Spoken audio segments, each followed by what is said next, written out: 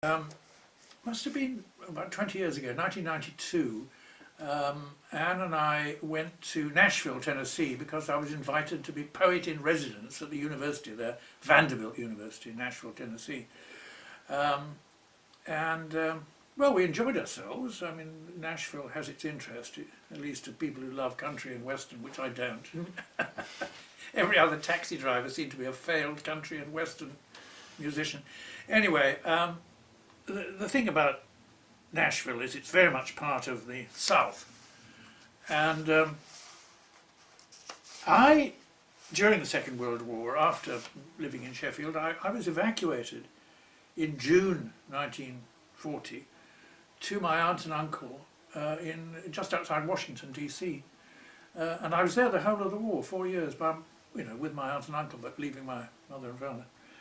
And in Nashville, suddenly I was reminded of an early experience in Virginia in 1940, when I moved there across the sea. And this poem is called Old South. If you're in the South in America, you cannot get away from Old South, this and that. Old Dominion, Old Heritage, Old Glory fireworks, Old Discount, Old Hickory, Old Grandad, Old South. How new it all is. Vacant lots, gas stations, the walk signs flashing abruptly and whitely, Dad's old bookstore crammed with Confederate lore, a first of I'll Take My Stand priced far above rubies, the antique mouths, the primitive collectibles, all among drive-ins and throughways and sidewalks where I am the only walker, eccentric among odd joggers, waiting for the walk sign. And suddenly, at this intersection, the slope running one way downtown in this urban wilderness, looking at that slope down to a battered frame building, a house maybe once, or a store gone derelict, my eyes take in a distant simulacrum. Don Abraham's farm in Fairfax County, Virginia, in the dip of the country road that ran from my uncle's house. It was 1940. I was new from England.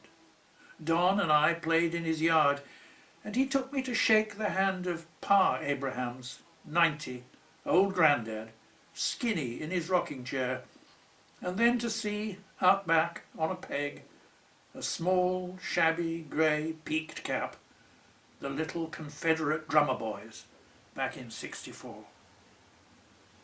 Old Mobile Estates, Grand Old Opry, Old Hickory TV appliances, old-timer log homes marketing, Old South. That reminiscence about shaking hands with this old man, I think he's a bit extraordinary. Here I am, 83 in 2013, and I have shaken hands with somebody who fought in the American Civil War. And that's what Pa Abrahams was, a little drummer boy in the Confederate Army, the Army of the South, the defeated South. And that is an extraordinary link with history. It almost is like shaking hands with somebody who fought at the Battle of Waterloo.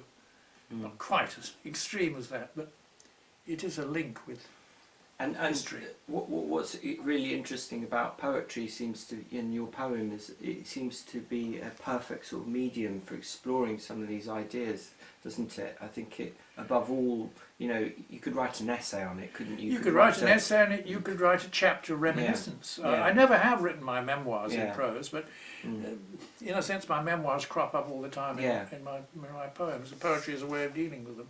And what I mean is that sense of wonder, isn't it? Yes. That the poem conveys is very powerfully drawn in the verse. I mean, a lot of that poem is banal. That is what it is. It's just detail about, the South now, a place now.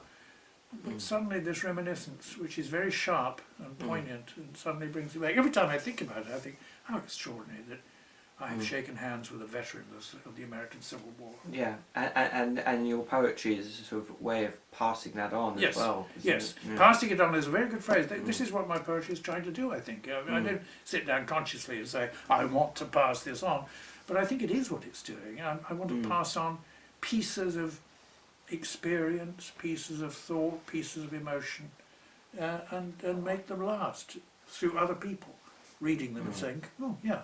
Yeah.